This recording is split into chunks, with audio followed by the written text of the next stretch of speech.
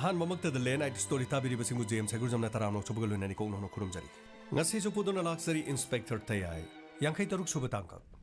asumna thaubugi machanupi ijat mahan khrba matung aduda hospital aduda inspector tayai lakhe amadi mahaka wari sanarmi wari sanaba aduda aingi oiba chanariba amadi machanupi ni oriba fibam aduda mahana penjaramthi adubu inspector tayai na mahaki puning fajan kirame masigi makha tarakada inspector tayai hospital aduda report amalauke doctor Howju uriba fibam asibu inspector angang asi minung chilitana rape sathabikre thaudo asi mi amadagi hena haibadi ani ahum makoi pulaga angang se rape sathakre dna ge ropa chida lejare adubu masina tabase angang se strangulation thaudo asi thokpulora matungna angang asi makhori melam adubu makoi na angang se sire haidun hondoklam adubu laibuk phabadi angang asi maphonsi hingawajani thank you doctor Masigi makatarakpada inspector tayana thawdok aduda miyoi ani ahum sure habdi khangi adubu kana wairangani piglibi angang asina haramagi matungina uncle kondumba haiba wafam ma hairami haduna mapa thawbuna inspector tayida tamkiba wafam aduga mahak wakhal mona khankiram masigi makatarakpada inspector tayana thawbago unakirame thawba sir haujibo kari kari harige thawdo si thawba miyoi ani ahumna yamna tamthina geng rep chathabagi mo adubu nachanupina panvedadi sumnatangi miyoi amakagi mami pale adubu chenari batai dudi kanano haiba khangre sir adurbadi kondumabu phabirga mahapu wahang pangtoro matungda achum amade asengma singdu karino haibadi soidan khangri sir chome thawba wafam adubudi khangakani adubu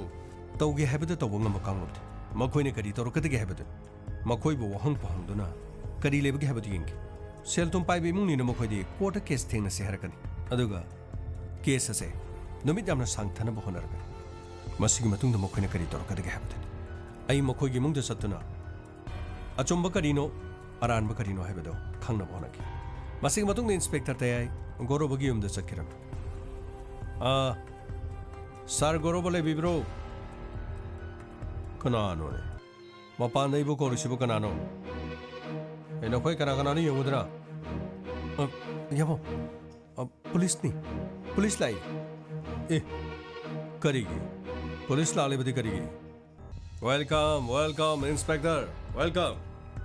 aigi sangai sida kari lebi bagi char goroba kari go makhana daba yada bo phone call yani sangchambiro itha thajadana aigi sangai sila pirisibu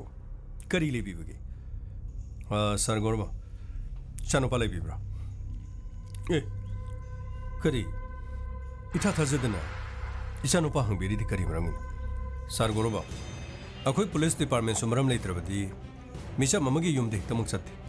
aduga khoina lai sisu maram ama leiro kan adudi aigi sana kana da kari lal natraga aigi sada maran season mela piribro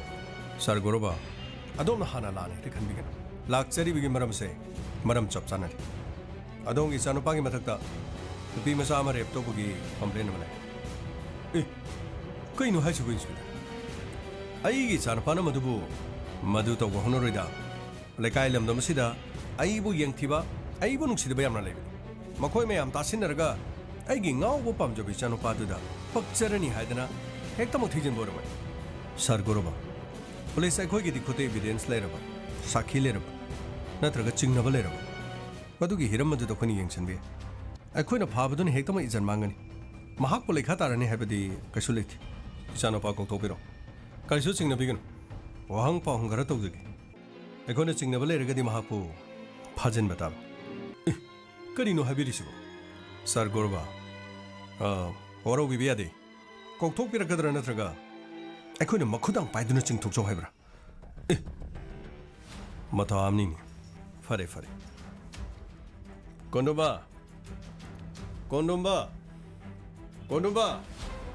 afon kai hege bo amuk tu kumdaro lakchare kai hege bo nangbu nupi mesa magi janma halu bale brani kodai denu do bo ꯑꯗꯨꯕꯨ ꯑꯩꯉꯣꯟꯗ ꯋꯥꯅꯦꯅ ꯄꯩꯁꯥ ꯅꯨꯡꯁꯥ ꯈꯔ ꯂꯧꯖꯕ ꯋꯥꯅꯤ ꯈꯔ ꯉꯥꯎꯔ ꯀꯣꯏ ꯂꯩꯖꯕ ꯋꯥꯅꯤ ꯑꯁ ꯀꯥꯟꯗꯕ ꯋꯥꯊꯤ ꯋꯥꯔꯦꯝ ꯐꯥꯎ ꯀꯅꯥꯅ ꯍꯥꯏꯅꯣ ꯑꯗꯨꯕꯣ ꯃꯥꯡꯗ ꯂꯦꯞꯂꯤꯕ ꯄꯨꯂꯤꯁ ꯑꯣꯐꯤꯁꯥꯔꯁꯤ ꯎꯔꯕꯣ ꯁꯔ ꯃꯗꯨꯒꯤ ꯋꯥꯐꯝꯗꯨ ꯑꯩꯒꯗꯤ ꯀꯔꯤꯝꯇ ꯃꯔꯤ ꯂꯩꯅꯗꯦꯗ ꯀꯔꯤꯅꯣ ꯃꯔꯤ ꯂꯩꯅꯗꯦꯗꯤ ꯑꯩꯅ ꯅꯉꯣꯟꯗ ꯋꯥ ꯐꯥꯎꯕ ꯇꯝꯗ꯭ꯔꯤ ꯅꯪꯅ ꯃꯗꯨꯒꯤ ꯋꯥꯐꯝꯗꯣ ꯍꯥꯏꯕꯗꯤ ꯀꯔꯤꯅꯣ ꯑꯩ ꯁꯦꯡꯅ ꯁꯦꯡꯅ ꯈꯨꯝ ꯆꯤꯡꯅꯔꯕꯗꯤ ꯀꯁꯇꯗꯤꯗ ꯊꯝꯃꯒꯅꯦ ꯅꯨꯃꯤꯠ ꯅꯤꯅꯤ ꯍꯨꯝꯅꯤꯗꯪ ꯐꯨꯕꯗ ꯑꯁꯦꯡꯕ ꯄꯨꯝꯅꯃꯛ ꯍꯥꯏꯗꯣꯔꯛꯀꯅꯤ ꯌꯥꯔꯦ ꯌꯥꯔꯦ ꯏꯟꯁꯄꯦꯛꯇꯔ ꯑꯗꯣꯝꯅ ꯏꯆꯥꯕꯨ ꯐꯥꯒꯦ ꯍꯥꯏꯔꯕꯗꯤ ꯀꯣꯔꯠꯀꯤ ꯆꯦ ꯄꯨꯕꯤꯔꯣ ꯃꯗꯨ ꯅꯠꯇꯅ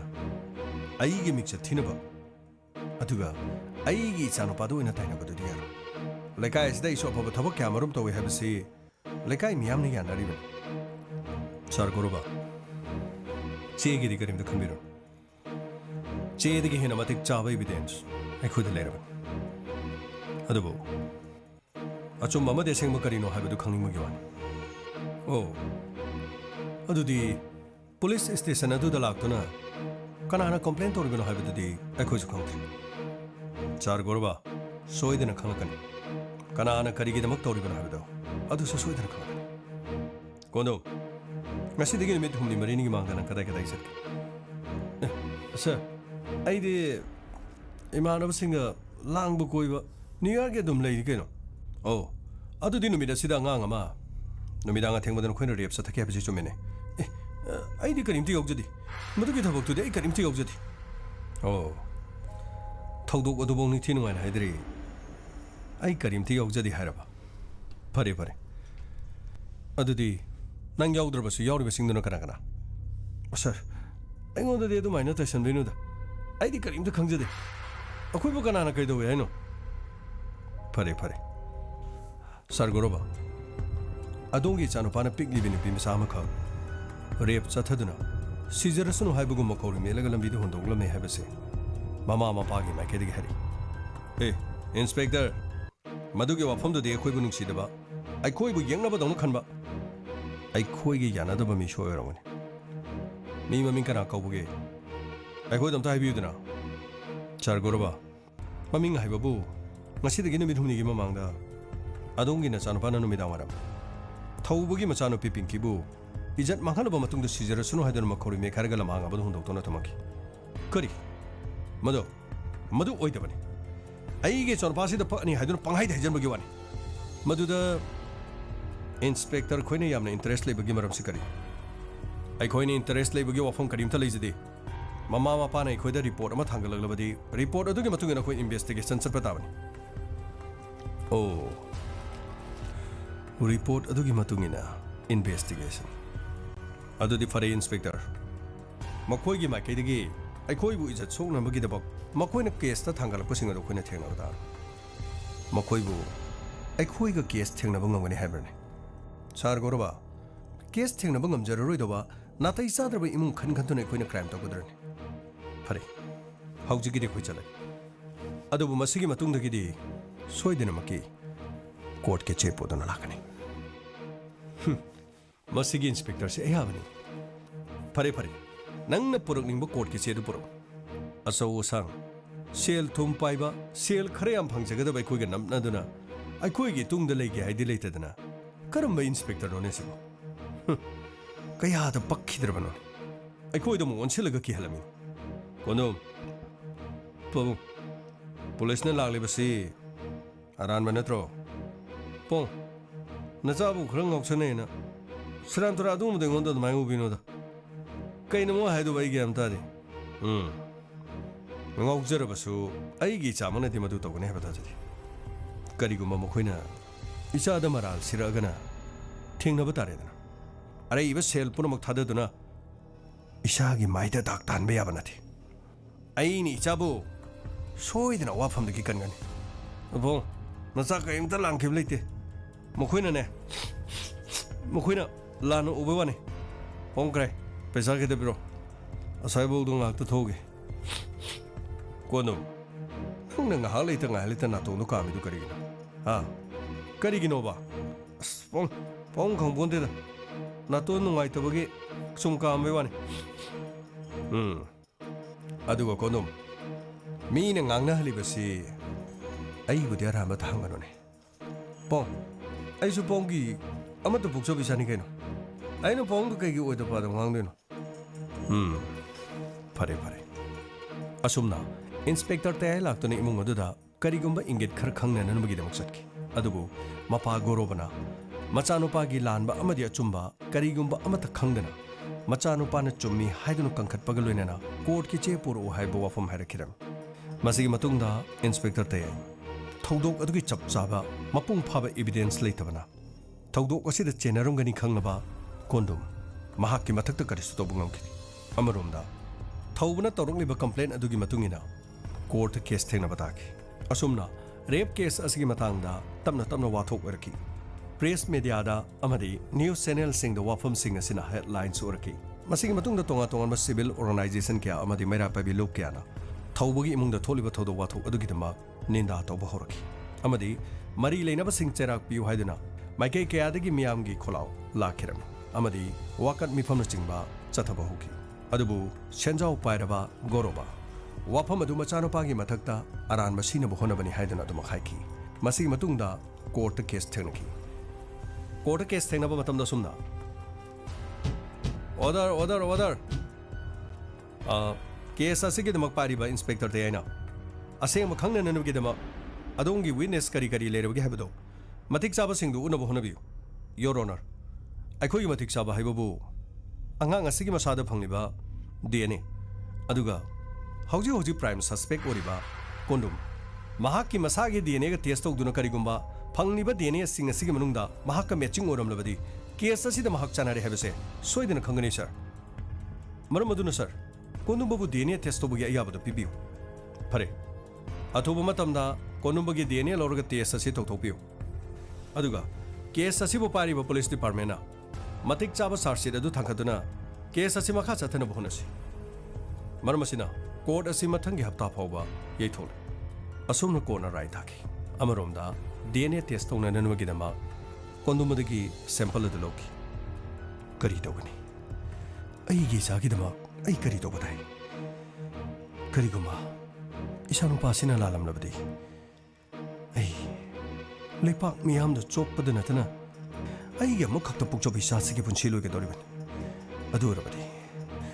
ai gi ichagi DNA test toriba doctor aduda yamlaba senpham mani yamlaba senpham piduna ai gi ichagi DNA aduga chanade haiduna hayan matabani phai yengba taredana thauba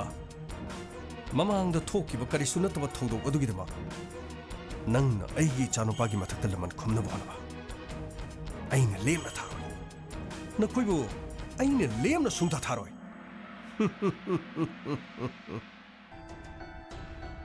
oi babu haujibu kari hainaribeke santi hauji kona athoba matamda DNA test torga kondunga chanabra haibadu yengador adudi moi babu kariguma chanaramdrabadi ichana uncle konduma haribadu aran mo iba tarabra santi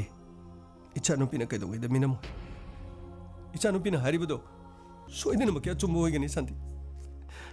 soidina makya chumbo hoigani taibong mabuda ekhoi isagi phibam se kitang phagalakpado oduni minase karigumba isana phibam asidagi phagalakpati court putoktuna thongdok odu thonkibado uncle kondumani haiduna haibangam labadi soidina makki matik chaba jerak pibi yakani moi babu hauzik leri phibam sida court thinabagi pesa aduga isanu pigi hospital ki pesa di kamdogani babu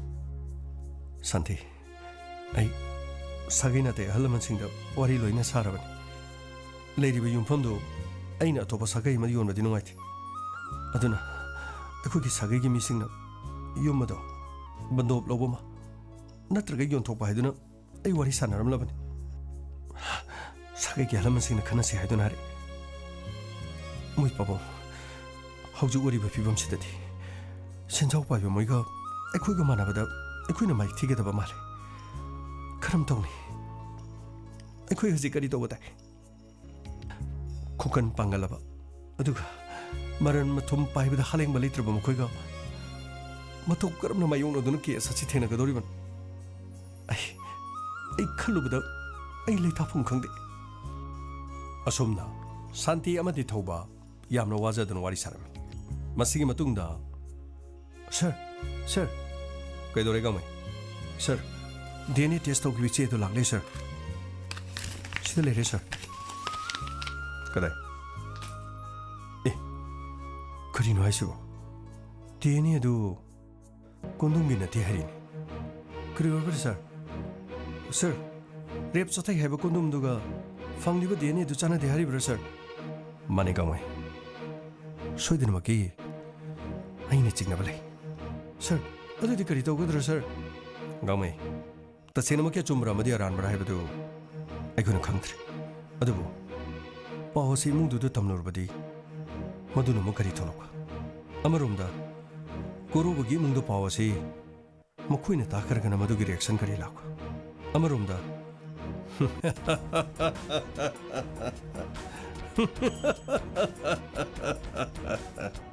doctor मदुगी दमक्तदि करिमदो वार आइना नंगी दम पीरिब सेलदो वाल अबसदो हाइरो मदुगी मथक्ता इनि हेना नोंगोदा पीरम होनगन नहाकी वहाई अमखंगना अईगी चागी पुंसी कनगदोरिबो यमो वफम असी कनामता लिक ओइबिगनु करिगुम वफम असी लिक ओइखिबा तारगदि अईगी career पुमा मांगदोरिबनि doctor साहेब मदुगी दमक्तदि करिमतो वाबिरनो केदोबगे अईने पीरिब लुपा लाख मंगादु यामदे हरगसु मंगा अमा हापचरो हाइब्रो यामो मदुगी दमक्तदि नथि वफम असी अईने अमा पाखचप मुखले ए अदुना कना करि पाखपिरिब यमो वफम असी केस असिबो पारिबा इंस्पेक्टर ते माना खंग्रबदि करिगुम खरदि सोइदन बेरा कारकदब माल माना खंगबा हाइबु करिंगो टेस्ट अदु तौबुगी रिपोर्ट अदुदि ngसाइना मागी मनाक्ता सियोरमन माना करि तौबु ngमनेगे मखोइसु हयें मयु मकै पालगा खंगन मचादा ताबदा साबु ममा मपाना नाइतोम पोक्चबा अईगी सासिदा तागदुरबदा सादुदि मखोइना खंगदिन मखोइगी सोइखिबदुदि सोइख्रे सोइखिबा लानखिबदुगी दमक्तदि अखोइगी नाक्ता लाक्तुना मचा अदुगी पुंसी कनबियु मतेंग पांगबियु हाइरबदि अखोइना पांगबा याइदना मानी मानी यमो अदु यमो ऐसे सकिबा यारद्रा फनी फनी डॉक्टर सी ओबिरो अदुगा करिगुम चिंगनबा वाफम लेरगसु आइंगोंदा हाना हेक्ता पाउ पिबिरो मरमदि केस असिदा दोमसु चेनद्रबदि अखोइगिदि माइ पाउ हाइबो दोरगदोरबन मानी यमो फरि अदुदि यमो आई थोक्सरुगी मसिगी मतुंगदा थौबगी मनाक्ता इंस्पेक्टर तेय लाकी थोबा सर रिपोर्ट करी लाबगे सर थोबा रिपोर्ट असी पारोरबदि नंगसु थमोय सोइदना काइगनि सर करिनो हाइबिरिसिबो करी फतबा करी खुदुंतिबा लेरगे थोबा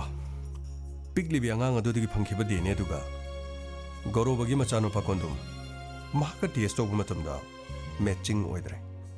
करी मथौ करमना सर मधु मीनमने सर मधुद थाजबिगनु मधु मीनमने केस अस्तगी नाथाइनेनबा मखुइना सोइदना अंग मथौ ताना बोइरंगनि अमुतो गाइखो थौबा हिरम खुदिम खनरगा याबा गातन हौजिक नंगी नचासे फिबम खजिक्तंग फरक पोइसन DNA द क्रॉस मैचिंग ओइद्रबगा करि तौबगे नचानोपि अदुना खुद थिन्दुना ताकलबदि कनानासु करि मत तौबा ngमोय सर अइदि खांदुना लेबा ngमथ्रे अइगी पिगलिबि चासिगी मथक्ता मखोइना चथकिबदुगिदमक अइदि पोथाफम खंथ्रे अइदि लमन खुमनिंगुनि सासे अइदि पुंगांग हरे यादे नखुदा आइन पाइबा हाइबदुदि कैदोंगैदि याबा नाथि अखोइसु थवा यावनो होनरिदना अदुगा पोनिंदु खरबादो मखोइना तौनिंगदु तौबा याब्रानि तंगाइ फदना आइनगी ꯆꯠꯅꯗꯕ ꯌꯥꯗꯕ ꯃꯑꯣꯡ ꯈꯔꯗꯨꯅ ꯑꯩꯈꯣꯏꯁꯨ ꯉꯥꯏꯗꯨꯅ ꯂꯩꯔꯤꯕꯅꯤ ꯑꯗꯨꯒ ꯊꯧꯕ ꯑꯩꯅ ꯍꯥꯏꯔꯤꯕꯁꯤꯅꯤ ꯈꯖꯤꯛꯇꯪ ꯑꯈꯥꯡ ꯀꯟꯈꯣ ꯅꯪꯒꯤ ꯅꯆꯥꯒꯤ ꯑꯅꯥꯕ ꯐꯅꯅꯕꯒꯤꯗꯃꯛ ꯀꯔꯤꯅꯣ ꯍꯥꯏꯕꯗꯣ ꯈꯔ ꯀꯟꯅ ꯍꯣꯠꯅꯁꯤ ꯑꯗꯨꯒꯅꯤ ꯑꯩꯁꯨ ꯅꯈꯣꯏꯒꯤꯗꯃꯛꯇ ꯑꯉꯝꯕ ꯃꯇꯦꯡ ꯄꯥꯡꯅꯕ ꯍꯣꯠꯅꯈꯤ ꯁꯔꯅ ꯍꯥꯏꯕꯤꯔꯤꯕ ꯑꯗꯨꯒꯤꯗꯃꯛꯇꯗꯤ ꯑꯩꯈꯣꯏꯒꯤ ꯌꯥꯝꯅ ꯂꯥꯏꯕꯛ ꯐꯕꯅꯤ ꯁꯔ ꯑꯗꯨꯕꯨ ꯁꯔ ꯅꯍꯥꯟꯗꯒꯤ ꯐꯃꯨꯡꯗ ꯇꯥꯗꯨꯅ ꯒ꯭ꯌꯥꯟ ꯃꯥꯡꯂꯤꯕ ꯏꯆꯥ ꯑꯁꯤꯒꯤꯗꯃꯛꯇꯗꯤ ꯃꯄꯥ ꯑꯃ ꯑꯣꯏꯅ ꯑꯩ ꯀꯔꯤ ꯇꯧꯒꯅꯤ ꯁꯔ ꯍꯥꯏꯕꯤꯌꯨ ꯑꯩ ꯀꯔꯤ ꯇꯧꯒꯅꯤ ꯁꯔ ꯊꯧꯕꯥ ꯑꯥꯏꯟ ꯂꯩꯔꯤ ꯑꯥꯏꯟꯒꯤ ꯃꯇꯨꯡ ꯏꯟꯅ ꯆꯔꯥꯛ ꯄꯤꯅꯕ ꯇꯧꯁꯤ ꯑꯩꯅ ꯍꯥꯏꯔꯤꯕꯁꯤ ꯀꯔꯤꯒꯨꯝꯕ ꯑꯩꯅ ꯊꯥꯡꯖꯜꯂꯤꯕ ꯈꯣꯡꯊꯥꯡ ꯑꯁꯦ ꯃꯁꯤꯅ ꯃꯥꯏ ꯄꯥꯛꯇꯕ ꯇꯥꯔꯕꯗꯤ ꯊꯧꯕꯥ ꯅꯪꯅ ꯑꯩꯕꯨ ꯊꯥꯖꯧ ꯃꯇꯝ ꯑꯗꯨꯗ ꯅꯪꯅ ꯇꯧꯅꯤꯡꯕꯗ ꯇꯧꯕꯗ ꯑꯩꯅ ꯅꯪꯕꯨ ꯁꯣꯏꯗꯅ ꯁꯧꯒꯠꯀꯅꯤ ꯐꯔꯦ ꯑꯩ ꯆꯠꯂꯨꯈꯤꯒꯦ ꯑꯗꯨꯒ ꯔꯤꯄꯣꯔꯠ ꯑꯁꯤꯒꯤ ꯃꯇꯥꯡꯗ ꯑꯩꯁꯨ ꯀꯨꯞꯅ ꯑꯃꯨꯛꯇꯪ ꯌꯦꯡꯈꯤꯒꯦ ꯇꯁꯦꯡꯕꯃꯛꯀꯤ ꯑꯉꯥꯡ ꯑꯁꯤꯒꯤ DNAꯒ ꯀꯣꯟꯗꯨꯝꯕꯒ ꯆꯥꯟꯅꯈꯤꯕ꯭ꯔꯥ ꯆꯥꯟꯅꯗꯕ꯭ꯔꯥ ꯍꯥꯏꯕꯗꯣ ꯑꯁꯦꯡꯕ ꯈꯪꯅꯕ ꯍꯣꯠꯅꯈꯤ ꯑꯩ ꯆꯠꯂꯨꯈꯤꯒꯦ ꯐꯅꯤ ꯁꯔ ꯑꯩꯈꯣꯏ ꯂꯩꯖꯧꯈꯤꯒꯦ ꯃꯁꯤꯒꯤ ꯃꯇꯨꯡꯗ ꯃꯊꯪꯒꯤ ꯅꯨꯃꯤꯠꯇ ꯀꯣꯔꯠꯇ ꯄꯨꯊꯣꯔꯛꯈꯤꯔꯝꯃꯤ ꯌꯣꯔ ꯑꯣꯅꯔ victimꯒꯤ ꯐꯦꯃꯤꯂꯤꯅ ꯊꯥꯡꯒꯠꯂꯛꯂꯤꯕ ꯀꯦꯁ ꯑꯁꯤꯒꯤ ꯃꯇꯥꯡꯗ ꯃꯔꯥꯟ ꯁꯨꯡꯂꯩ ꯂꯩꯖꯗ꯭ꯔꯕ ꯀꯣꯟꯗꯨꯝꯕꯕꯨ ꯃꯐꯝ ꯑꯁꯤꯗ ꯄꯣꯛꯁꯟꯕꯤꯗꯨꯅ ꯃꯍꯥꯛꯀꯤ ꯄꯨꯟꯁꯤꯕꯨ ꯏꯀꯥꯏ ꯐꯤꯔꯨꯛ ꯌꯥꯅꯅꯕꯒꯤꯗꯃꯛ ꯍꯣꯠꯅꯕꯤꯔꯤꯕ ꯑꯁꯤ ꯃꯁꯤꯒꯤꯗꯃꯛꯇ ꯑꯣꯏꯔꯕꯗꯤ ꯇꯁꯦꯡꯅꯃꯛꯀꯤ ꯏꯖꯠꯀꯤ ꯗꯥꯕꯤ ꯐꯥꯎꯕ ꯇꯥꯟꯐꯝ ꯊꯣꯛꯏ ꯌꯣꯔ ꯑꯣꯅꯔ ꯑꯗꯨꯕꯨ ꯌꯣꯔ ꯑꯣꯅꯔ ꯄꯤꯛꯂꯤꯕ ꯅꯨꯄꯤ ꯃꯆꯥ ꯑꯗꯨꯗ ꯐꯪꯈꯤꯕ DNA ꯑꯗꯨꯒ ꯀꯣꯟꯗꯨꯝꯕꯒꯤ DNAꯒ ꯆꯥꯟꯅꯗ꯭ꯔꯕꯅꯤꯅ ꯃꯍꯥꯛꯄꯨ ꯏꯖꯠ ꯂꯩꯅ ꯊꯥꯗꯣꯛꯄꯤꯐꯝ ꯊꯣꯛꯏ ꯌꯣꯔ ꯑꯣꯅꯔ ꯁꯨꯞꯅꯇꯪꯒꯤ ꯅꯨꯃꯤꯠ 9 ꯈꯛꯇꯪꯒ ꯄꯤꯕꯤꯌꯨ ꯃꯁꯤꯒꯤ ꯃꯇꯨꯡꯗ ꯇꯁꯦꯡꯅꯃꯛꯀꯤ ꯀꯦꯁ ꯑꯁꯤꯗ ꯀꯣꯟꯗꯨꯝꯕꯕꯨ ꯌꯥꯎꯔꯤꯕ꯭ꯔꯥ ꯑꯃꯗꯤ ꯌꯥꯎꯗꯕ꯭ꯔꯥ ꯍꯥꯏꯕꯗꯣ ꯆꯞ ꯆꯥꯕ ꯔꯤꯄꯣꯔꯠ ꯑꯃ ꯊꯥꯡꯒꯠꯆꯒꯦ ꯌꯣꯔ ꯑꯣꯅꯔ ꯀꯦꯁ ꯑꯁꯤꯕꯨ ꯄꯥꯏꯕꯤꯔꯤꯕ ꯏꯟꯁꯄꯦꯛꯇꯔ ꯇꯦꯌꯥꯏꯅ ꯃꯍꯥꯛꯅ ꯑꯁꯨꯛ ꯌꯥꯝꯅ ꯊꯋꯥꯏ ꯌꯥꯎꯕꯤꯔꯤꯕꯁꯤ ꯀꯔꯤꯒꯤꯅꯣ ꯇꯁꯦꯡꯅꯃꯛꯀꯤ ꯄꯨꯂꯤꯁ ꯑꯃ ꯑꯣꯏꯅ ꯃꯍꯥꯛꯁꯨ ꯈꯪꯐꯝ ꯊꯣꯛꯏ ꯃꯔꯥ ꯂꯩꯇꯕ ꯃꯤ ꯑꯃꯕꯨ ꯀꯣꯔꯠꯇ ꯀꯣꯏꯆꯤꯡ ꯆꯤꯡꯗꯨꯅ ꯄꯨꯔꯒ ꯑꯁꯨꯝꯅ ꯃꯍꯥꯛꯀꯤ ꯏꯖꯠ ꯂꯧꯅꯕꯒꯤ ꯍꯣꯠꯅꯔꯤꯕꯁꯤ ꯃꯁꯤꯗ ꯏꯟꯁꯄꯦꯛꯇꯔ ꯇꯦꯌꯥꯏꯒꯤ ꯀꯔꯝꯕ ꯏꯟꯇꯔꯦꯁꯅꯣ ꯌꯣꯔ ꯑꯣꯅꯔ ꯇꯁꯦꯡꯅꯃꯛꯀꯤꯗꯤ ꯏꯃꯨꯡ ꯃꯅꯨꯡ ꯑꯗꯨꯅ ꯃꯇꯤꯛ ꯆꯥꯕ ꯑꯣꯏꯔꯝꯂꯕꯗꯤ ꯏꯖꯠꯀꯤ ꯗꯥꯕꯤ ꯐꯥꯎꯕ ꯂꯧꯕ ꯌꯥꯏ your honour order inspector Tayai case ꯑꯁꯤꯒꯤ ꯃꯇꯥꯡꯗ खर कूपना थीननबगीदमक नुमित 9 पियो हाइबदु सुमनतंगी नुमित 9 मतम अदु पीरी अदुबु कोंदुंबदी पुलिस की कस्टडीदा रिमांड लौथबगी मथौ ताद्रे केस असिगी थिजनबम थोकप थिजलगा अतुबु मतमदा रिपोर्ट अमा लांखलकदबन कोर्ट असि मथंगी हप्ता फावबा येथि मसिगी मतुंगदगी कोर्ट अदुदगी कोंदुंबा नोफेट तौदुना थोरकी अमदी कोर्ट अदुगी थोंजिन मयादा थौबा अमदी शांति तुफक तुफाई चलदुना मखोई लेप्तुना लेकी अदुबु पिंकी की ममा मपा अदु उबा मतमदा कोंदुंबना यामना उशित्तना अइना नंगमु खर फुखिबगीदमा अइबु इरा लेबा अदुगा अइगी थक्ता लमन खुमनिंगबगीनि हौजिति अइ इरा लेत्रे नखोइना इबु मैथिबु पीनबु होनबदु नमद्रेदना अदुबु असेंगमदे नंगी नचानपिदो अइनी इज्जत मांगनबनी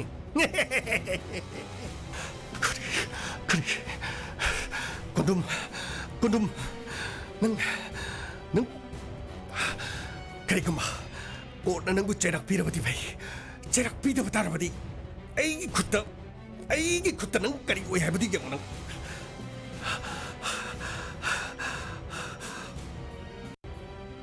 मसिगी मखा तारकपदा गौरबा लंबीदा गाड़ी थौदुना लाके मतम मदुदा थौबा युमलोमदा महा मखोंगना चतुना लेरम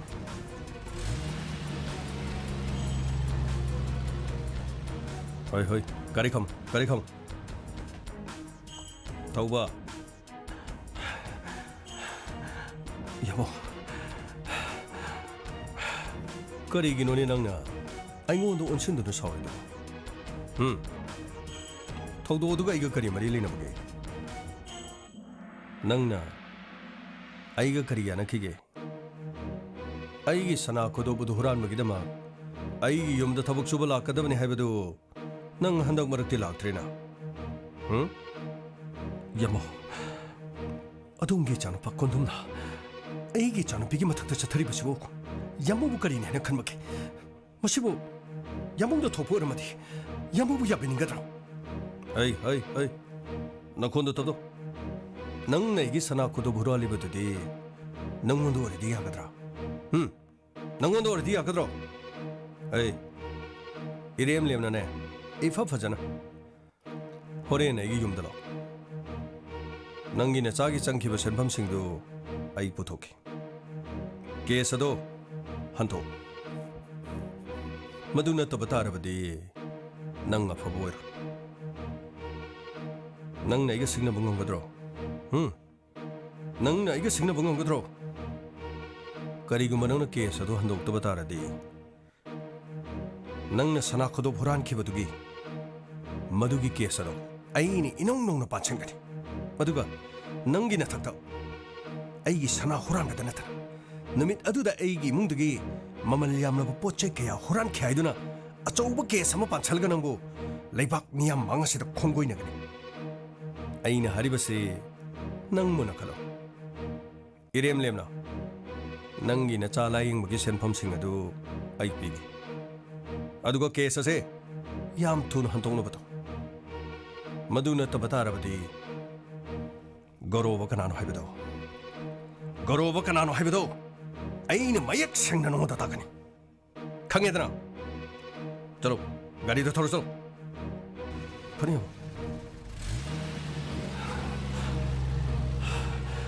ꯑꯁꯨꯛ ꯎꯁꯤꯠꯇꯕ ꯅꯈꯣꯏꯕꯨ ꯀꯔꯤꯒꯨꯝꯕ ꯀꯣꯔꯠꯅ ꯇꯁꯦꯡꯅꯃꯛꯀꯤ ꯅꯈꯣꯏꯕꯨ ꯆꯩꯔꯥꯛ ꯄꯤꯕ ꯑꯣꯏꯔꯕꯗꯤ ꯐꯩ. ꯃꯗꯨ ꯅꯠꯇꯕ ꯇꯥꯔꯕꯗꯤ ꯅꯈꯣꯏꯕꯨ ꯑꯩꯅ ꯂꯦꯝꯅ ꯊꯥꯔꯣꯏ ꯍꯥꯏꯕꯁꯦ ꯃꯁꯤꯃꯗꯤ ꯅꯈꯣꯏ ꯈꯪꯉꯨ.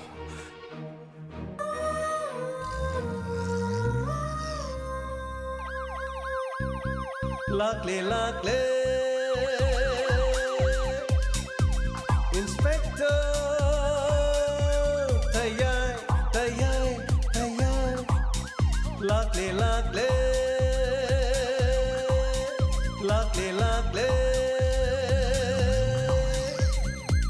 인스펙터 tayang Uthanaba Kanbinaba. Thank you, sir. Welcome. Uthanaba Kanbinaba. Inspector tayang Lakle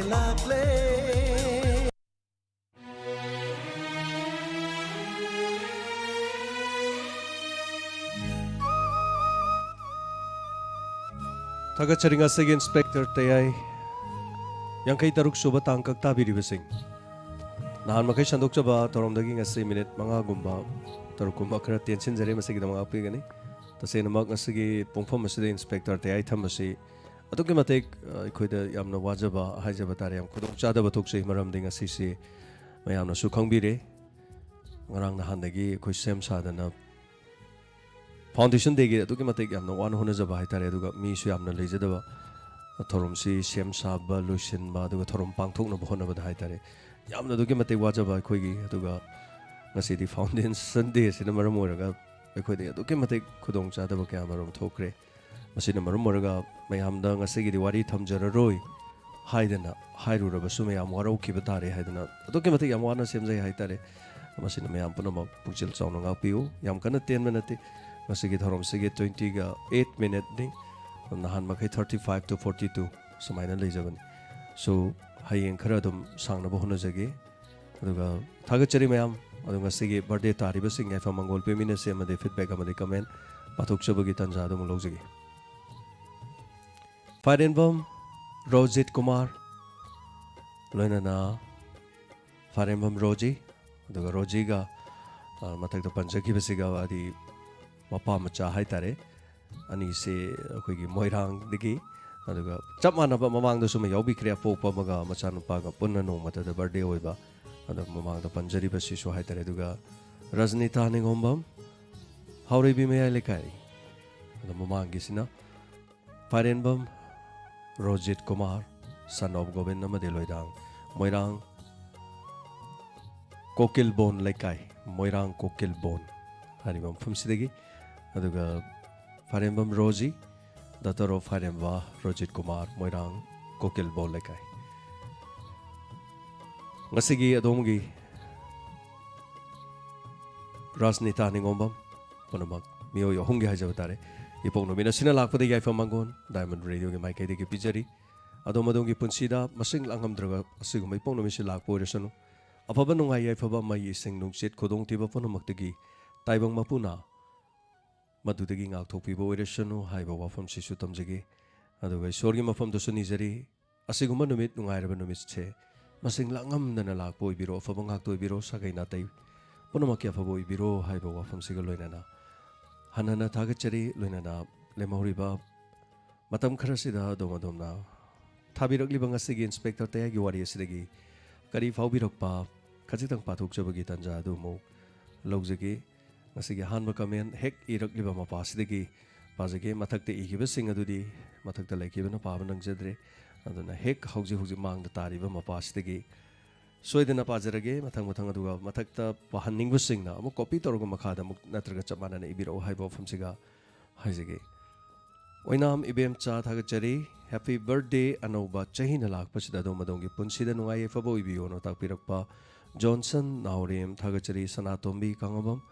दाजिम्स कोंदुंबा दो नुमिदांग अथेंगबदा पुलिस की गाड़ी तोंगलसे ताकपिरी सनातोंबी होय यंगमिनसे वारीदे करी ले हैबदु यंगमिनसे थोइबी मैते तामो जेम्स का पाव फाउनबे याबा नंबर पामजे दुगा खर सांगनबी ओना ताकपिरे थोइबी मैते थबक से अतोके मतिक चनमसिन मयांगो वारी सानादुना लेबा मतम हाइबसे अतोके मतिक वाखरे अदुगा अखोइगी से खोइना हेक थोरम लोइरगा हाइतारे थोरम नोंगोगी करी तौबा अदि मागी मागी थबक थोरम सिंग याथोकजबा हाइबतारे अतै नेटवर्क सिंगदि हाइतारे को मयामनसु समना हाइतर मणिपुर लेरिबा चैनल सिंग दा थबक तौरिबा सिंगा कोई प्रजा मियामगा हाइतारे उन्नबसे का हेन यागंदे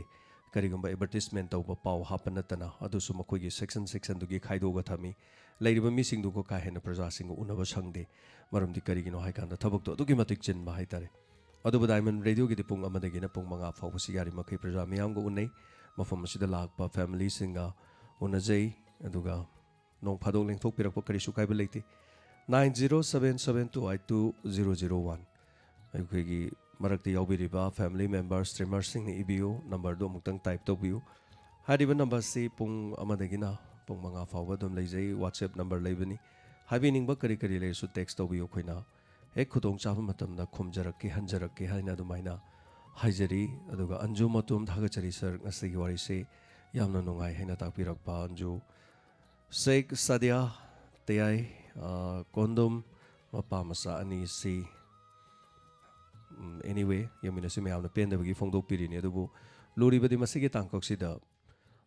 ममांगदा मयामना लेरिबदुगा थाजनबरा थाजदबरा तयाइने हे हे मागी रोल अमा तौरगा सो हाइतरे हंदकी तांकक्सिदा करी लाखदगी हाइबदुसु यमिनसि अदुगा वहाजुद्दीन खान थागचरी चुम्बनी अना ताकपिरकपा पुथोक्सि तया चुम्बगिदमाक सिबदी की रोइसी ना ताकपिरे चुम्बनी यमिनसि थौदोक्सि करिगुमा दोमदा चमानाना थोइना खलसि होय चमानादबा मरम खरदा हाइतारे खोइगी पिकलिबे चाइसुदा चही यामजद्रिबा सिंगदि जन्मखालंबदि दम थोइ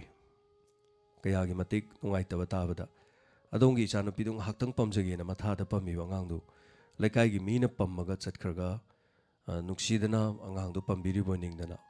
अदो चटपा बुंग थिनुंगान हाइत्रिबा अंगांगदुदि जन्मखाला थम्बिरमिन मसि अखोइसि मणिपुरदा थोइन अदो अंगकपनी मसिगी मतम सेदुना करिगुंबा आइगी नुंगसिरबी इचानुपी थवाई गुमलबीदुदा असिगुंबा लमचत असि चलम तारगदि ममा मपा ओइबना करि ओइबा थागदगी आई हौजिक पाखंगनी आई हौजिक लेसाबी ओइरी अखोइदा थोइ हाइबदुदि अदोमसु खनबिरुनु थोक्तबसु ओइसनु तौबदगी अखोइगी लेबाक लमदम असिदा सिगुंबा थौदोकसे मणिपुर सना लेपाक्सि मान मानदना यामना थोइ हौकिबा 2020 दा सिगुंबा केसि चामगा कुंथ्रा मंगा निफु हेना थोकी अदुनि यामना किनिंगाइनि खरदि तुमिना हाइदोक्तनसु अदुम पंगलै लेखि अदुनि यामना चेक्सिनिंगाइनि आई खक्तना ज्ञान तारे आई याम हैसिंगे हाइबदुनि यारोय अदोंगी पिकलिबि चादुदि अंगांगनिना पंगबनिना खंजदबनिना खुदोंथिबसि थोलकपा याय थोलकपा तारगदि अदों करी खोंथांग थांगदगे ꯀꯔꯤ ꯑꯦꯛꯁꯟ ꯂꯧꯒꯗꯒꯦ ꯑꯥꯏꯟꯒꯤ ꯀꯔꯤ ꯃꯇꯦꯡ ꯂꯧꯒꯗꯒꯦ ꯍꯥꯏꯕꯗꯨꯗꯤ ꯃꯥꯡꯗ ꯁꯣꯏꯗꯅ ꯇꯥꯔꯀꯥꯟꯗ ꯈꯪꯂꯛꯀꯅꯤ ꯂꯥꯏꯁ꯭ꯔꯝ ꯃꯪꯒꯣꯜꯖꯥꯎꯕꯤ ꯊꯥꯒꯠꯆꯔꯤ ꯒꯣꯕꯤꯟ ꯈꯨꯃꯟ ꯍꯦꯄꯤ ꯕꯔꯊꯗꯦ ꯉꯁꯤꯒꯤ ꯄꯣꯛ ꯅꯨꯃꯤꯠ ꯇꯥꯔꯤꯕꯁꯤꯡ ꯄꯨꯝꯅꯃꯛꯄꯨ ꯇꯥꯛꯄꯤꯔꯛꯏ ꯅꯋꯥꯖ ꯁꯔꯤꯐ ꯊꯥꯒꯠꯆꯔꯤ ꯈꯣꯟꯗꯣꯡꯕꯝ ꯅꯅꯥꯎ ꯍꯌꯦꯡ ꯈꯔ ꯁꯪꯍꯜꯂꯒ ꯂꯣꯏꯔꯦ ꯇꯥꯛꯄꯤꯔꯦ ꯑꯆꯨꯝꯕꯅꯤ ꯈꯣꯟꯗꯣꯡꯕꯝ ꯅꯅꯥꯎ ꯍꯌꯦꯡ ꯊꯕꯛ ꯁꯪꯂꯕꯗꯤ ꯁꯣꯏꯗꯅ ꯈꯔ ꯍꯦꯟꯅ ꯁꯥꯡꯅꯕꯗ ꯍꯣꯠꯅꯖꯒꯦ ꯑꯗꯨꯒ Suraj Prabha happy birthday to all ꯑꯅ ꯍꯥꯏꯕꯤꯔꯛꯏ ꯑꯔꯨꯟ ꯍꯤꯗꯥꯝ ꯁꯥꯔ ꯖꯦꯝꯁ ꯍꯌꯦꯡ ꯉꯥꯏꯕꯗ ꯋꯥꯔꯦꯗꯅ ꯇꯥꯛꯄꯤꯔꯛꯏ ꯑꯔꯨꯟ ꯅꯣꯡꯃꯒꯤ ꯊꯧꯔꯝ ꯈꯔ ꯅꯣꯡꯃꯒꯤ ꯈꯥꯛꯑꯁꯦ ꯍꯥꯏꯇꯥꯔꯦ ꯅꯣꯡꯃꯒꯤ ꯆꯥꯛ ꯆꯔꯥ ꯑꯃ ꯆꯥꯕꯒꯨꯝ ꯇꯌꯥꯏ ꯆꯔꯥ ꯑꯃꯁꯨ ꯑꯗꯨꯝ ꯂꯩꯅꯅꯕ ꯑꯗꯨꯝ ꯍꯣꯠꯅꯖꯔꯒꯦ ꯍꯥꯏꯕ ꯋꯥꯐꯝꯁꯤꯒ ꯂꯣꯏꯅꯅ ꯊꯥꯒꯠꯆꯔꯤ ꯊꯣꯛꯆꯣꯝ ꯄꯨꯁꯄꯥ ꯑꯩꯗꯤ ꯉꯁꯤ ꯊꯥꯒꯠꯂꯔꯣꯏꯗ꯭ꯔꯥ ꯄꯥꯈꯠꯂꯨꯕꯅꯦꯅ ꯇꯥꯛꯄꯤꯔꯛꯏ ꯑꯆꯨꯝꯕꯅꯤ ꯄꯨꯁꯄꯥ ꯉꯁꯤꯁꯤ ꯑꯩ ꯄꯥꯡꯊꯣꯛꯄ ꯉꯝꯒꯅꯤ ꯍꯥꯏꯕ ꯊꯥꯖꯗꯦ ꯊꯧꯔꯝ ꯂꯣꯏꯁꯤꯟꯕꯅꯦ ꯄꯨꯡꯂꯣꯏ ꯂꯣꯏꯁꯤꯟꯕ ꯃꯇꯝꯗ ꯁꯤꯗꯩꯗ ꯄꯨꯡ 9:30 ꯍꯦꯟꯅ ꯇꯥꯈ꯭ꯔꯦ ꯍꯧꯖꯤꯛꯁꯨ ꯑꯩꯈꯣꯏ ꯀꯔꯤ ꯍꯥꯏꯇꯥꯔꯦ ꯐꯤꯜ ꯒ꯭ꯔꯥꯎꯟꯁꯤ ꯂꯣꯏꯁꯤꯟꯕ ꯅꯠꯇ꯭ꯔꯤ ꯄꯣꯠ ꯆꯩ ꯑꯌꯥꯝꯕ ꯑꯗꯣ ꯑꯌꯨꯛ ꯍꯌꯦꯡ ꯑꯃꯨꯛ ꯂꯣꯏꯁꯤꯟꯒꯗꯧꯔꯤꯕꯅꯤ ꯋꯥꯔꯤꯕꯣ ꯑꯗꯨꯗꯒꯤ ꯃꯁꯤꯗ ꯄꯣꯠ ꯆꯩ ꯃꯌꯥꯝ ꯑꯃ ꯂꯩꯔꯤ ꯃꯌꯥꯝꯁꯦ ꯍꯥꯏꯇꯥꯔꯦ ꯁꯣ ꯆꯞ ꯂꯦꯞꯄꯒ ꯊꯕꯛ ꯑꯇꯩꯁꯦ ꯑꯗꯒꯤ ꯁꯤꯁꯇꯦꯝꯗꯨꯁꯨ ꯁꯣꯝꯗꯒꯤ ꯃꯄꯥꯟꯗꯒꯤ ꯂꯥꯏꯚ ꯊꯥꯕꯒꯤ ꯍꯥꯏꯇꯥꯔꯦ ꯑꯃꯨꯛ ꯄꯨꯊꯣꯛꯕ ꯑꯃꯨꯛ ꯄꯥꯟꯁꯤꯟꯕ ꯑꯗꯩ ꯂꯤꯛꯂꯥ ꯃꯔꯛꯇ ꯂꯤꯛꯂꯥ ꯆꯣꯠꯄ ꯌꯥꯝꯅ ꯇꯧꯋꯤ ꯑꯗꯨꯅ ꯅꯪꯉꯔꯣꯏꯅ ꯌꯥꯝ ꯀꯟꯅ ꯌꯥꯝ ꯄꯥꯈꯠꯆꯔꯨꯔꯦ ꯍꯥꯏꯇꯥꯔꯦ ꯑꯗꯣ ꯁꯣꯔꯒꯥꯏꯁꯦ ꯑꯃꯠꯇ ꯃꯦꯟꯃꯥꯟ ꯇꯥꯗꯦ ꯅꯪꯉꯔꯣꯏꯅ ꯍꯣꯠꯅꯖꯕꯗ ꯑꯗꯨꯕꯨ ꯊꯥꯒꯠꯆꯔꯤ ꯄꯨꯁꯄꯥ ꯃꯌꯥꯝ ꯁꯔꯨꯛ ꯌꯥꯕꯤꯔꯤꯕꯁꯤꯡ ꯄꯨꯝꯅꯃꯛꯄꯨ ꯍꯥꯏꯕ ꯇꯥꯔꯦ ꯁꯅꯁꯝ ꯑꯃꯔꯖꯤꯠ ꯉꯁꯤꯗꯤ ꯑꯋꯥꯕ ꯉꯥꯛꯇ ꯑꯣꯏꯕꯅ ꯍꯥꯔꯠ ꯀꯥꯏꯔꯦꯗ ꯌꯥꯝꯅ ꯅꯨꯡꯉꯥꯏꯇꯦꯅ ꯇꯥꯛꯄꯤꯔꯛꯏ ꯁꯅꯁꯝ ꯑꯃꯔꯖꯤꯠ ꯆꯨꯝꯕꯅꯤ ꯅꯨꯡꯉꯥꯏꯇꯕ ꯋꯥꯔꯤ ꯇꯥꯕꯗ ꯅꯨꯡꯉꯥꯏꯇꯕ ꯍꯧꯅꯁꯥꯅꯤ ꯃꯔꯛꯇ ꯀꯣꯃꯦꯗꯤ ꯑꯣꯏꯕ ꯀꯔꯤ ꯈꯔ ꯍꯥꯞꯀꯗꯕꯁꯨ ꯍꯧꯖꯤꯛꯀꯥꯟꯁꯤ ꯑꯁꯤꯒꯨꯝꯕ ꯀꯣꯃꯦꯗꯤ ꯇꯧꯒꯗꯕꯁꯤꯡꯗꯨꯁꯨ ꯄꯨꯂꯤꯁꯇ ꯂꯩꯕꯗꯨꯅ ꯋꯥꯔꯤꯉꯩ ꯃꯅꯨꯡꯗ ꯅꯨꯡꯉꯥꯏꯊꯣꯛꯄꯒꯤ ꯋꯥꯐꯝꯁꯤ ꯂꯥꯛꯄ ꯌꯥꯗꯕꯅ ꯍꯥꯏꯇꯥꯔꯦ ꯁꯣ ꯀꯦꯔꯦꯛꯇꯔꯁꯤꯗ ꯁꯥꯒꯠꯆꯕꯗ ꯌꯥꯝꯅ ꯋꯥꯕ ꯊꯣꯛꯏ ꯑꯇꯣꯞꯄ ꯌꯨꯝꯗ ꯂꯩꯕ ꯄꯨꯂꯤꯁ ꯅꯠꯇꯕ ꯑꯇꯣꯞꯄ ꯀꯦꯔꯦꯛꯇꯔ ꯈꯔ ꯁꯥꯒꯠꯄ ꯇꯥꯔꯒꯗꯤ ꯑꯗꯣꯝꯒꯤ ꯁꯥꯏꯠꯀꯤ ꯑꯃꯁꯨ ꯈꯔ ꯎꯠꯄ ꯁꯣꯝꯒꯤꯁꯦ ꯈꯔ ꯎꯠꯄ ꯂꯩꯔꯒꯗꯤ ꯈꯔꯁꯨ ꯑꯗꯨꯝ ꯌꯥꯒꯗꯕꯅꯤ ꯑꯗꯨꯕꯨ ꯑꯗꯨꯒꯨꯝꯕ ꯃꯇꯥꯡ ꯑꯃꯁꯨ ꯂꯥꯛꯄ ꯑꯣꯏꯔꯁꯅꯨ ꯍꯥꯏꯕ ꯋꯥꯐꯝꯗꯨ ꯊꯝꯖꯔꯒ ꯗꯤꯂꯦꯟ ꯀꯨꯃꯥꯔ ꯊꯥꯒꯠꯆꯔꯤ ꯊꯣꯛꯆꯣꯝ ꯊꯧꯉꯝꯕꯁꯤꯡ ꯗꯥꯏꯃꯟ ꯔꯦꯗꯤꯑꯣꯅꯤ ꯌꯥꯏꯐꯔꯦꯅ ꯇꯥꯛꯄꯤꯔꯛꯄ ꯑꯗꯨꯒ ꯕꯆꯟ ꯀꯣꯟꯗꯨꯝ ꯃꯄꯥ ꯃꯆꯥꯁꯤ ꯌꯦꯡꯃꯤꯟꯅꯔꯁꯤ ꯔꯥꯙꯥ ꯁꯥꯃꯣꯝ ꯁꯣꯛꯊꯕ ꯂꯩꯇ꯭ꯔꯕ ꯁꯔꯒꯤ ꯍꯛꯆꯥꯡꯒꯤ ꯁꯔꯒꯤ ꯄꯨꯟꯁꯤꯗ ꯅꯥꯗ ꯌꯦꯛꯇꯕ ꯑꯣꯏꯕꯤꯌꯨ ꯅ ꯇꯥꯛꯄꯤꯔꯦ ꯊꯥꯒꯠꯆꯔꯤ ꯔꯥꯙꯥ ꯁꯥꯃꯣꯝ ꯍꯥꯏꯕꯤꯔꯛꯄꯁꯤꯒꯤꯗꯃꯛ Debrata Keisham thank you for inspector ꯇꯌꯥꯏꯅ ꯇꯥꯛꯄꯤꯔꯤ ꯆꯕꯨꯡꯕꯝ ꯖꯥꯟ ꯍꯦꯄꯤ ꯕꯔꯊꯗꯦ ꯇꯥꯛꯄꯤꯔꯤ ꯑꯦꯂꯤꯁ ꯄꯦꯅꯥꯎ ꯊꯥꯒꯠꯆꯔꯤ ꯀꯣꯟꯗꯨꯝꯕꯗꯨ ꯍꯟꯅꯤꯡꯉꯦꯅ ꯇꯥꯛꯄꯤꯔꯤ ꯑꯆꯨꯝꯕꯅꯤ ꯑꯦꯂꯤꯁ ꯄꯦꯅꯥꯎ ꯌꯥꯝꯅ ꯅꯨꯡꯉꯥꯏꯇꯕ ꯊꯧꯑꯣꯡ ꯑꯃꯅꯤ ꯃꯄꯥ ꯃꯆꯥꯗ ꯎꯠꯄꯤꯔꯤꯕꯁꯤ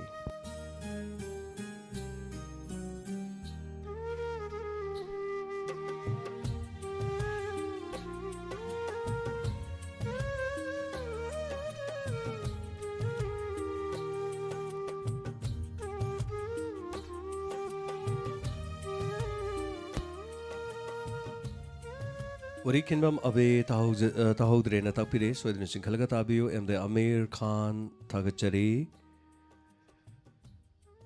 ꯀꯦꯖꯨ ꯆꯅꯨ ꯁꯔ ꯋꯥꯁꯨ ꯌꯥꯝ ꯋꯥꯔꯝꯒꯅꯤ ꯃꯌꯥꯝꯒꯤ ꯈꯟꯕꯤꯔꯒ ꯇꯌꯥꯏꯕꯨ ꯁꯟꯗꯣꯛꯄꯤꯔꯛꯄꯁꯦ ꯍꯥꯏꯅꯤꯡꯉꯥꯏ ꯂꯩꯇꯅ ꯊꯥꯒꯠꯆꯔꯤꯅ ꯇꯥꯛꯄꯤꯔꯦ ꯊꯥꯒꯠꯆꯔꯤ ꯀꯦꯖꯨ ꯑꯩꯒꯤ ꯋꯥꯕꯗꯤ ꯑꯩꯅ ꯈꯟꯖꯗ꯭ꯔꯦ ꯃꯌꯥꯝꯅ ꯇꯥꯗ꯭ꯔꯒ ꯃꯗꯨꯒꯤ ꯄꯔꯤꯡ ꯅꯥꯏꯅ ꯇꯥꯔꯛꯄꯒꯤ ꯇꯥꯕ ꯐꯪꯍꯧꯗꯕꯗ ꯃꯌꯥꯝꯅ ꯋꯥꯔꯧꯒꯗꯕꯒꯤ ꯈꯜꯂꯨꯕꯗ ꯅꯪꯅꯕ ꯍꯣꯠꯅꯖꯕꯗ ꯍꯥꯏꯇꯥꯔꯦ ꯋꯥꯕꯗꯤ ꯊꯣꯏꯗꯣꯛꯄꯗꯤ ꯂꯩꯇꯦ ꯑꯩꯅ ꯋꯥꯖꯕꯗꯤ ꯁꯥꯡꯉꯣꯏꯗ꯭ꯔꯥ ꯑꯃꯗꯤ ꯃꯤꯌꯥꯝꯅ ꯇꯥꯕꯗ ꯅꯨꯡꯉꯥꯏꯔꯣꯏꯗ꯭ꯔꯥ ꯍꯥꯏꯕꯒꯤ ꯍꯥꯏꯇꯥꯔꯦ ꯌꯦꯁ ꯀꯔꯤꯒꯨꯝꯕ ꯇꯌꯥꯏ ꯁꯥꯟꯅꯕ ꯍꯥꯏꯇꯥꯔꯦꯀꯣ ꯇꯌꯥꯏꯒꯤ ꯀꯩꯅꯣꯁꯤ ꯁꯥꯟꯅꯕ ꯃꯇꯝꯗ ꯑꯩꯒꯤ ꯋꯥꯈꯜ ꯑꯃꯗꯤ ꯄꯨꯛꯅꯤꯡ ꯃꯁꯤꯁꯨ ꯈꯔꯗꯤ ꯂꯨꯏ ꯍꯥꯏꯇꯥꯔꯦ ꯉꯁꯤꯁꯤ ꯈꯔ ꯁꯨꯝ ꯇꯦꯟꯁꯟ ꯂꯩꯔꯦꯅ ꯈꯜꯂꯒꯗꯤ ꯇꯦꯟꯁꯟ ꯂꯩꯕ ꯅꯨꯃꯤꯠꯁꯦ ꯑꯩꯁꯨ ꯇꯌꯥꯏꯗꯨ ꯁꯥꯟꯅꯕ ꯅꯨꯡꯉꯥꯏꯇꯦ ꯑꯗꯨꯅ ꯁꯨꯝ ꯈꯔ ꯑꯗꯨꯝ ꯅꯨꯡꯉꯥꯏꯕ ꯋꯥꯈꯜ ꯅꯨꯡꯉꯥꯏꯕ ꯑꯗꯨ ꯑꯣꯏꯔꯗꯤ ꯈꯔ ꯁꯥꯡꯕ ꯀꯣꯃꯤꯛ ꯀꯥꯏꯁꯦ ꯃꯌꯥꯝ ꯊꯣꯛꯂꯛꯄ ꯑꯗꯒꯤ ꯋꯥꯔꯤꯁꯦ ꯑꯗꯨ ꯁꯤ ꯍꯥꯞꯄꯗꯤ ꯐꯖꯅꯤ ꯁꯤ ꯇꯧꯔꯗꯤ ꯐꯖꯅꯤ ꯑꯁꯤ ꯑꯗꯨꯝ ꯊꯣꯛꯄꯁꯨ ꯌꯥꯎꯋꯦ ꯑꯗꯨ ꯅꯠꯇ꯭ꯔꯒꯗꯤ ꯇꯦꯟꯁꯟꯁꯦ ꯉꯥꯛꯇ ꯂꯩꯔꯗꯤ ꯑꯁ ꯅꯪꯉꯔꯣꯏ ꯇꯧꯔꯗꯤ ꯑꯁ ꯐꯖꯔꯔꯣꯏꯗ꯭ꯔꯥꯅ ꯌꯥꯝ ꯋꯥꯕꯁꯨ ꯑꯗꯨꯝ ꯌꯥꯎꯋꯤ ꯍꯥꯏꯇꯥꯔꯦ ꯑꯗꯨꯕꯨ ꯅꯣꯡꯃꯒꯤ ꯁꯣꯏꯗꯅꯕ ꯇꯧꯖꯔꯦ ꯑꯁꯣꯏ ꯑꯉꯥꯝ ꯌꯥꯎꯔꯒꯁꯨ ꯃꯌꯥꯝ ꯄꯨꯝꯅꯃꯛꯅ ꯄꯨꯛꯆꯦꯜ ꯆꯥꯎꯅ ꯉꯥꯛꯄꯤꯌꯨ ꯍꯥꯏꯕ ꯋꯥꯐꯝꯁꯤꯁꯨ ꯊꯝꯖꯒꯦ ꯑꯗꯨꯒ ꯀ꯭ꯔꯤꯁꯅꯥꯅꯟꯗ ꯁꯔꯃ ꯕ꯭ꯔꯍ꯭ꯃꯆꯥꯔꯤ ꯀꯣꯟꯗꯨꯝ ꯅꯩꯔꯒ ꯋꯥ ꯊꯣꯛꯀꯅꯤ ꯊꯧꯕꯒꯤ ꯄꯨꯟꯁꯤꯅ ꯇꯥꯛꯄꯤꯔꯦ ꯀꯟꯁꯦꯅ ꯌꯦꯡꯃꯤꯟꯅꯁꯤ ꯊꯧꯕꯒꯤ ꯄꯨꯟꯁꯤ ꯍꯥꯏꯇꯥꯔꯦ ꯁꯣ ꯊꯧꯕꯒꯤꯁꯦ ꯑꯩꯅ ꯃꯤꯠꯇ ꯁꯪꯖꯪꯅꯅ ꯑꯗꯨꯝ ꯎꯔꯕ ꯋꯥꯔꯤ ꯑꯃꯅꯤ ꯍꯥꯏꯇꯥꯔꯦꯀꯣ ꯑꯗꯨꯝ ꯍꯥꯟꯅꯗꯒꯤ ꯁꯣ ꯊꯧꯕꯁꯤ ꯌꯥꯝꯅ ꯋꯥꯖꯕ ꯃꯤꯑꯣꯏ ꯑꯃꯅꯤ ꯑꯗꯨꯅ ꯁꯨꯔꯒ ꯅꯣꯝꯃꯒ ꯃꯥꯒꯤ ꯂꯣꯏꯅꯕꯤꯒ ꯃꯆꯥ ꯑꯃꯈꯛ ꯇꯔꯛ ꯌꯨꯝ ꯑꯃꯗ ꯌꯨꯝꯊꯣꯡꯄꯣꯛ ꯑꯃꯗꯒ ꯂꯩꯖꯕ ꯁꯨꯔꯒ ꯅꯣꯝꯃꯒ ꯃꯤꯒꯤ ꯊꯕꯛ ꯏꯪꯈꯥꯡ ꯁꯨꯔꯒ ꯍꯤꯡꯕ ꯀꯌꯥ ꯑꯃꯔꯣꯝ ꯂꯩ ꯑꯁꯤꯒꯨꯝꯕꯁꯤꯗ ꯃꯥꯒꯤ ꯅꯨꯄꯤꯗꯨꯒ ꯃꯆꯥꯗꯨꯒ ꯂꯩꯍꯧꯕ ꯃꯇꯝꯗ ꯃꯆꯥꯅꯨꯄꯤꯗꯁꯨ ꯈꯨꯗꯣꯡꯊꯤꯕ ꯊꯣꯛꯄ ꯌꯥꯎꯕ ꯍꯥꯏꯕꯁꯦ ꯃꯌꯥꯝ ꯌꯥꯎꯏ ꯑꯩꯈꯣꯏ ꯁꯤꯗꯁꯨ ꯂꯧ ꯁꯨꯕ ꯆꯠꯈ꯭ꯔꯤꯉꯩꯗ ꯑꯩꯅ ꯅꯍꯥꯟꯃꯨꯛꯁꯨ ꯍꯥꯏꯖꯈ꯭ꯔꯦ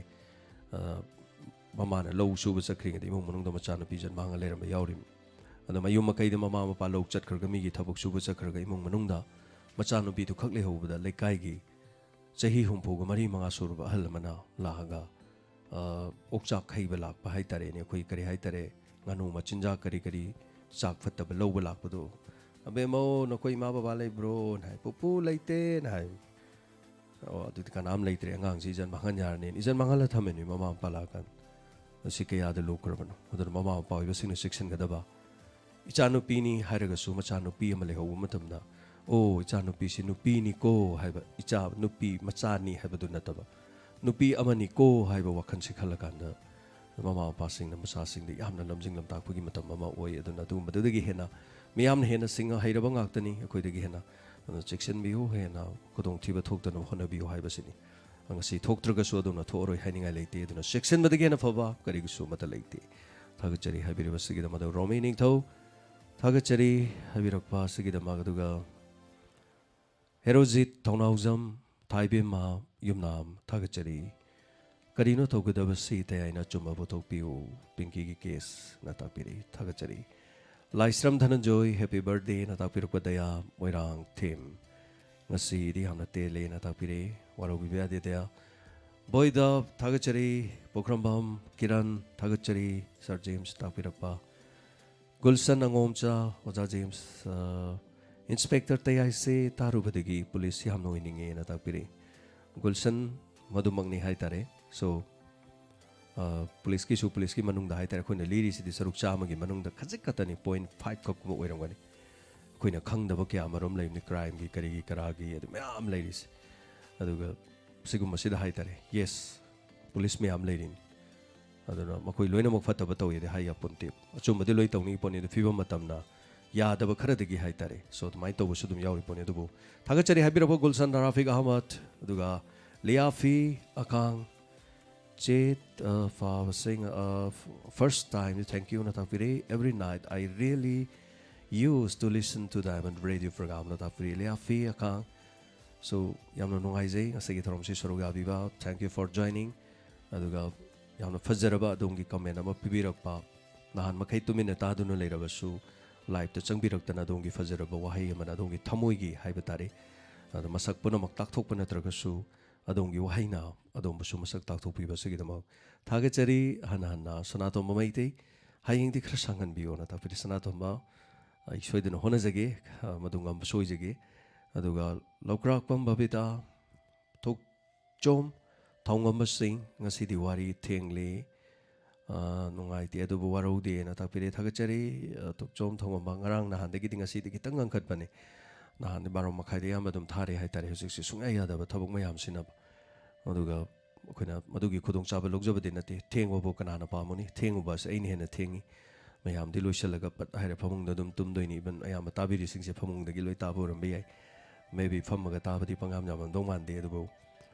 ꯔꯦꯗꯤꯑꯣꯗ ꯇꯥꯕꯤꯕꯁꯤꯡꯗꯤ ꯃꯩ ꯇꯦꯛꯑꯒ ꯇꯥꯕꯁꯨ ꯌꯥꯎꯔꯝꯕ ꯌꯥꯏ ꯑꯗꯨꯅ ꯑꯩꯈꯣꯏꯗꯤ ꯁꯤ ꯂꯣꯏꯁꯤꯟꯖꯕ ꯃꯇꯝꯗ ꯑꯗꯨꯝ ꯄꯨꯡ 3-4 ꯇꯥꯏ ꯍꯥꯏꯇꯥꯔꯦ ꯁꯣ ꯉꯜꯂꯤꯉꯩ ꯑꯩꯈꯣꯏꯁꯨ ꯉꯟꯅ ꯂꯣꯏꯁꯤꯟꯖꯔꯤꯕꯅꯤ ꯑꯗꯨꯕꯨ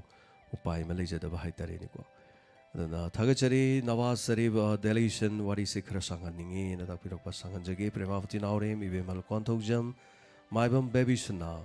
kondumbadu inspector tayai khohat to honse na takpire baby suna hatpa budi dumaina hatpa budi wari da dum yara jani dubu wari sina khajik tang amuk tongali yengminasi dugo johnson naurem thagachari aifure laisram anita angang sigi laibok si sukam dawdoino na takpire thagachari anita ꯑꯁꯤꯒꯨꯝꯕ ꯊꯧꯗꯣꯛ ꯋꯥꯊꯣꯛꯇ ꯍꯥꯏꯇꯥꯔꯦ ꯁꯨꯃꯥꯏꯅ ꯊꯣꯛꯈ꯭ꯔꯒ ꯑꯩꯈꯣꯏꯒꯤ ꯏꯔꯛꯇ ꯁꯤꯒꯨꯝꯕ ꯈꯨꯗꯣꯡꯊꯤꯕ ꯀꯌꯥ ꯊꯣꯛꯎꯔꯀꯥꯟꯗ ꯍꯤꯡꯕ ꯀꯌꯥ ꯃꯔꯨꯝ ꯂꯩꯔꯤꯕꯅꯤ ꯃꯈꯣꯏꯒꯤ ꯄꯨꯟꯁꯤꯗ ꯀꯔꯤ ꯐꯥꯎꯔꯝꯒꯅꯤ ꯄꯨꯟꯁꯤ ꯆꯨꯞꯄ ꯃꯗꯨꯅ ꯑꯦꯟꯖꯥꯏꯇꯤ ꯑꯃ ꯑꯣꯏꯔꯒ ꯃꯁꯥ ꯄꯨꯝꯅꯃꯛ ꯍꯥꯏꯇꯥꯔꯦ ꯋꯥꯟꯊꯕ ꯍꯧꯗꯅ ꯂꯩꯕ ꯑꯗꯨꯒꯨꯝꯕ ꯀꯌꯥ ꯃꯔꯨꯝꯁꯨ ꯂꯩꯔꯤꯕꯅꯤ ꯈꯜꯂꯨꯔꯒ ꯅꯨꯡꯉꯥꯏꯕꯗꯤ ꯑꯃꯠꯇ ꯅꯠꯇꯦ ꯍꯥꯏꯕ ꯇꯥꯔꯦ ꯑꯗꯨꯕꯨ ꯊꯥꯒꯠꯆꯔꯤ ꯔꯣꯅꯤꯀꯥ ꯂꯩꯁꯥꯡꯊꯦꯝ ꯒꯨꯜꯁꯟ ꯑꯉꯣꯝꯆꯥ ꯁꯪꯒꯤꯇꯥ ꯈꯨꯟꯗꯣꯡꯕꯝ ꯁꯔ ꯑꯆꯤꯟꯕ ꯀꯌꯥ ꯂꯩꯔꯕꯁꯨ ꯃꯌꯥꯝꯒꯤ ꯈꯟꯕꯤꯗꯨꯅ ꯋꯥꯔꯤ ꯂꯤꯕꯤꯔꯛꯄꯁꯤꯒꯤꯗꯃꯛ ꯊꯥꯒꯠꯆꯔꯤꯅ ꯇꯥꯛꯄꯤꯔꯦ ꯊꯥꯒꯠꯆꯔꯤ ꯁꯪꯒꯤꯇꯥ ꯊꯣꯛꯆꯣꯝ ꯑꯦꯟꯖꯦꯂꯥ ꯃꯔꯥꯜ ꯂꯩꯕ ꯃꯤꯗ ꯀꯣꯔꯠꯅ ꯆꯩꯔꯥꯛ ꯄꯤꯗꯕꯒꯤ ꯃꯤꯍꯥꯠꯄ ꯑꯣꯏꯔꯛꯄ ꯀꯌꯥꯁꯨ ꯂꯩꯔꯝꯒꯗ꯭ꯔꯥ ꯇꯥꯛꯄꯤꯔꯤ एंजेला वाफम फजब वाफम ने एंजेला के वाफम नमदुना आइबु लाइमिंग लौहन बाहाइबा वाफम अम हाइतरे आई लाइमिंग दि लोंगनिंग दबा लाइमिंग लौबा हाइबदि अखोय करी हाइतरे धर्म ओन बा हाइतरे नि अदुगा नमदुना आइना पामजदब धर्म अमद धर्म ओलहनबा अदुगुम्बगुम्बा ओइरपसु पुन्सिदि याउदब नते हाइतरे सो आई मसी सुंतौ तौजरोय सुंपाम पामजदे हाइबसे करिगुम्बा थौदोक अमदगी ओइखिदना मदुदगी अमुक हना लुप्पु याददना पामजदब लंबीदुदा दुम चटखिबा मिसु याउदब नते पोरखमम देवी थागचरी बसंत लाइश्रम थागचरी शेख सादिया तातोन खंगनबा बाचो शर्मा देवव्रता सनातोमा डैनी प्रोजेन मोरांग थीम डॉक्टर सुवहंग पोंगल बियो यंगमिनसी कोनसम बिमोला थागचरी बोयदप Irom Binoy happy birthday to Diamond Radio I sincerely wish to you your fourth birthday may you shine in the world so that we'll have too proud haibire irom binoi thagachari haibira ko segidamak yam nungaijei diamond radio gi foundation day asi mari rok suba pangthok chakiba yam chamna haitare yam formen amada cham chamna pangthok chaba haitare ada hojikti corona gi su leibani na yam haitare mi su am leijadaba ada mi do yamna tin gani haiba thajarudi adi mahausa di sumang lila ama kari matawi ada bungasidi टेक टेक टेक टेक सुम चाउथोकिदना सुम चाउगिदना हाइतारे ममै थंगदा अदु याम लापला लापला मफमदगी अथेंगबा इसै प्रोग्राम फावबा ताबिदना याम थेंगना फावबा इंख्रबदु लिगला ताबदु मयामना लेबिबदो अदु मदु फावबा हाइतारे याम नुंगाइजखरे अदुगा कैसु मसक नाइबा फावबा सेलिब्रिटी अतै का हेना सु यावबि सै नतबा दुदा हाइतारे सो अखोय मियोय अमनि खक्तने हाइजरिबा अदुना याम सपोर्ट तोकिबि याम नुंगाइजखरे पुंगनिंगदा पेंजबा नुंगाइबा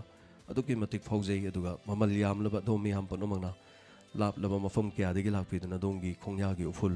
मफम मसिदा तहन बिरंबसिना अखोइना डायमंड गी मफम मसिदा हेना चौथोकचबा फावरे मदुदी मफम मसे तराई तराइबा मफम मनत्रे मियाम डायमंड रेडियो नुंगसिबिबा कयागी खोंगुलगी उफुल ताफमनी अदुरगदी मफम से मियामगी असेंगबा अदुगुम्बा लाइसंग अमनी मंदिर अमनी मस्जिद अमनी चर्च अमनी हाइना अदुमाइना खंजरगा हाइतरे सो थागचरी हाबिरकपा बिनोय दोंगी फजरबा वाही थमोइदगी थोलकलिबा अदोंगी ममल यामलबो हाइसगिदमक्तसु थागचरी दुगा डैनिसन थागचरी हाबिरकलिबा दोंगी डायमंडना आइगिदी फेवरेट ने हाबिरकपसिगिदमक्तसु एलिस पेनाउ थागचरी वंस अगेन अदुगा वैना मिबेमचा थागचरी अंजु मोटुम थागचरी सरकोनुमगी मपा तापिरे थागचरी थागचरी ngaktangaरे आइगिदी मयाम पनमबो थागचबना तना करी हाजरुनी राफिक अहमद पीपीडब्ल्यू एंटरटेनमेंट थागचरी हना अरुण कुमार मोर्निंग अरांगबम सोफिया कुमार लोरेंबम धनेश्वर थोकसोम थोंगम्बा खुंदोंबम ननाव मार्सियू रोनिता गुरु अरिबम हनिंगाई लेतना थागचरी अवाबा खुदोंग चादबा कया मायोक नरगसु मियामगी ख्वाइदगी पामनरिबा तया इंस्पेक्टर बु गसी संदोकपिबगिदमक हाइना ताकपिरकपा बोइदाब थागचरी के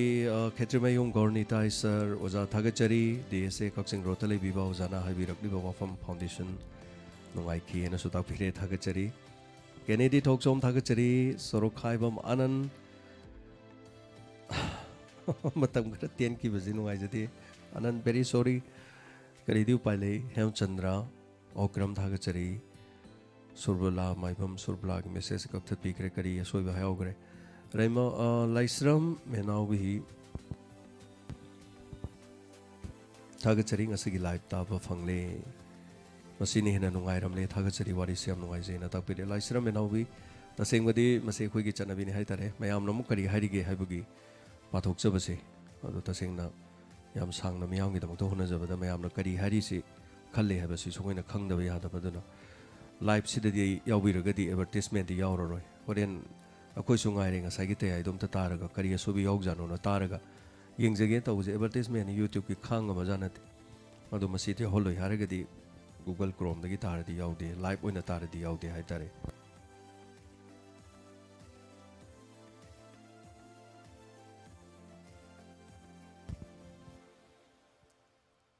तोकसोम थंगोंबा थागचरी पादम ममिंग खरा पाजरगा लोसिनजगे ब्रोजेन मोरांग थे थागचरी मयाम हानाना नाउसा थोकसोम morning अरांगबम सोमरजित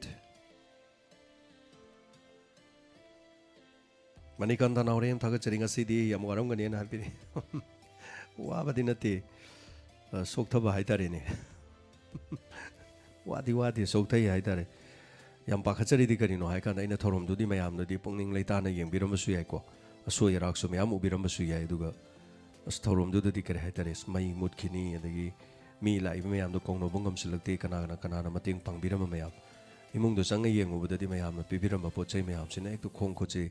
thambam leitanaga leirami yam nungai jaba su phawi yam bayam da mayam na pibiram mayam do karam kan da thamamino karam kan piramino khangau do su mayam yawi nungai jadabadi ꯑꯩꯈꯣꯏꯒ ꯎꯅꯖꯒꯅꯤ ꯑꯗꯨꯒ ꯑꯩꯈꯣꯏꯒꯤ ꯏꯈꯨꯠꯃꯛꯇꯗ ꯑꯩꯈꯣꯏ ꯃꯌꯥꯝꯗ ꯍꯥꯏꯇꯥꯔꯦ ꯁꯤꯟꯅꯖꯔꯝꯒꯅꯤꯒ ꯈꯟꯖꯕ ꯑꯩꯈꯣꯏꯒ ꯎꯅꯕ ꯐꯪꯗꯅ ꯆꯠꯈꯤꯕꯁꯨ ꯌꯥꯎꯏ ꯃꯗꯨꯒꯤ ꯈꯜꯂꯨꯔꯒ ꯑꯁ ꯑꯩꯈꯣꯏꯅ ꯆꯠꯂꯨꯏꯗꯨ ꯀꯔꯤꯝ ꯀꯥꯟꯅꯗꯦ ꯃꯣꯏ ꯎꯅꯔꯛꯇꯦꯅ ꯈꯟꯕꯤꯔꯝꯒꯗ꯭ꯔꯥ ꯅꯠꯇ꯭ꯔꯒ ꯑꯁ ꯃꯣꯏꯅ ꯇꯧꯔꯤꯗꯨ ꯃꯑꯣꯡ ꯇꯥꯗꯦꯒꯅ ꯈꯜꯂꯝꯒꯗ꯭ꯔꯥ ꯃꯤꯅ ꯋꯥꯔꯧꯈꯤꯗ꯭ꯔꯥ ꯈꯟꯕꯗ ꯋꯥꯖꯕꯗ ꯍꯥꯏꯇꯥꯔꯦ ꯇꯧꯐꯝ ꯈꯪꯗꯦ ꯏꯁꯥꯁꯦ ꯁꯣꯏꯈꯤꯗ꯭ꯔꯥ ꯂꯥꯟꯈꯤꯒꯗ꯭ꯔꯥꯅ ꯈꯟꯕꯁꯤꯗ ꯑꯗꯨꯛꯀꯤ ꯃꯇꯤꯛ ꯋꯥꯖꯩ ꯍꯥꯏꯇꯥꯔꯦ ꯑꯗꯨꯕꯨ ꯑꯁꯣꯏꯕ ꯑꯔꯥꯟꯕ ꯐꯪꯁꯟ ꯇꯧꯈꯤꯕꯗꯨꯗ ꯌꯥꯎꯔꯒꯁꯨ ꯂꯥꯛꯄꯤꯔꯝꯕꯁꯤꯡꯅ ꯄꯦꯟꯗꯕ ꯀꯌꯥ ꯂꯩꯕꯤꯔꯝꯒꯅꯤ ꯑꯗꯨꯒ ꯈꯔ ꯍꯦꯟꯅ ꯃꯊꯪ ꯑꯋꯥꯠꯄ ꯀꯌꯥ ꯑꯁꯣꯏꯕ ꯀꯌꯥ ꯃꯊꯪꯗ ꯑꯃꯨꯛ ꯁꯦꯝꯗꯣꯛꯆꯔꯒ ꯍꯦꯟꯅ ꯃꯌꯥꯝꯒꯤꯗꯃꯛꯇ ꯄꯥꯡꯊꯣꯛꯄ ꯉꯝꯕ ꯑꯣꯏꯖꯒꯦ ꯑꯗꯨ ꯃꯌꯥꯝꯁꯨ ꯁꯄꯣꯔꯠ ꯇꯧꯕꯤꯌꯨ ꯍꯣꯠꯅꯖꯔꯤꯕ ꯄꯨꯝꯅꯃꯛ ꯍꯥꯏꯖꯕ ꯇꯥꯔꯦ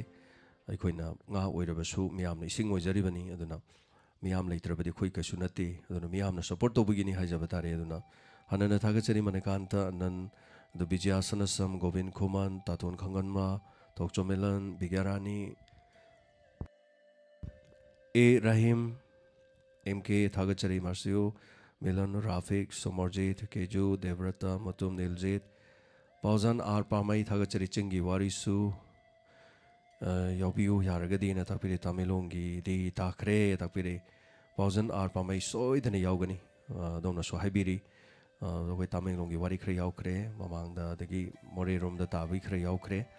aduga soidana yaujage yam nungaije haibirokpa Pauzan R Pamai adongi fazaraba wahi sigidamag hanana thagachari Premavati Naurem Sophia Elise Danny Bhavita Dokrapam thagachari hanana Thoibi Maitei Sandokliba mafam si fazana khanghan basi pambirabadi yam nungaini nutigi habiyu anyway thagachari again Lorimam mingano bayam tajai ngasi thorom sidario huidem wainami bim satamha samala Latvam San Mulai Latvam Rohit Thagachari Hana Masigi Para di Loiba Sunai Nararoi Lushan Janabo Nazaragi Radha Rani Takelambam Thagachari Habri Pasigi the Mag Suras Prabha NM Avas Balin Kaisam KB Nganba Tongomba Mayampanama Thagachari Lucy Salam Yumna Momoko Masidi live tava fungzari na tapira ko yam nungay jalai sramanita thagachari hanana adongi fazarbo hai sagi damak tumdunu leiruba miyam buna tapiri loina mak akhoi na badi mamai chumdunu pugada banate akhoi dagi hena khangai raba ngaktani tamjaraga adom ningsing jabani haiba tare karigumba matamda thagachari aduga Johnson Naurim thagachari sir karathuna phabi ur haibor male Radha thagachari Lusinjarge Pablo Ibanai PPW Entertainment Thagachari Crime Update Haying the Labung Nabo Honazar Paya Bring Jage Jogi Ta Wainam Thagachari Aduga Thorom Sisaruga Biropa Tony Yamna Lake Loina Pabling Jadre Lucy Fernandez Thagachari Tum Taruri Nairu Ragana Tapira Charan Singh M Thagachari Habiroka Sigidamag Miyamgi feedback si am lugre miyamgi sisu paraga koina khangjari loksing oijai koina tawba ngaktana chumbani lo ya ponte aduna miyamgi kanana kari hairi tawbabu yabu rasu yadabu rasu koida loksing amo oijari bani haitare hanana thagachari miyam punamak loina pabadi ngamjadre so 54 minute mapung phajare aduga pahauda sing madugi damak sunga pini aduga ai kanana kari hari habadi loina phajage adu Manipur ima Jimbrai thagachari hanana aduga pahudaba sumyam yaure cheksinna leibiu myam punamak what do you feel na haiba idina fazaraba no myam thabire kanano haibadi khangdre thagachari Hemchandra Sharma Facebook tawina na tapire Facebook ki sumog update tawjagadoribani da ngo chau khaidem foundation yawa phangdabasi nungaite haibi male but long live Diamond Radio thagachari Chinkai Kangimam Sapam Sumila Donate to Lysram Babita, Tapisur, Matel Live, Tagasari, Puspa Devi. So, Donate Lysram, Lak Pahuirem, Bikram. Sitazo was in white, the Namutozarim Tongomba, Tagasari Mayaponoma, Palin Kadim. Sarang Tim, Tapisur, Toibi, Medits. Tagasari, Bikram. Section Lebiro Mayamponomak, Sweden crime update Kiwari am Lazare, sing around the middle of the Marini Lepure. Silepo Piston White was a power to go Miam with the Mohonazaraki, section of Miam Lebiro, no wine of Potabiro, Mang the Natumbiu, Mang Labaditum de Hene, the Mang the Natumbiu, take the Kaidana, Masi, take the Kaidabugum, Yahorokumaton, the take the Kaidan Miamponoma Lebiu, Hanana Tagachari, Madame Ponomotan Diamond Radio support to you, so Iraq Miam Apu. Ponomak put Holomlution Jabagi have the Luxagi, James Hagrizam Natabi, Kudimapo Mukana, Kurumjari.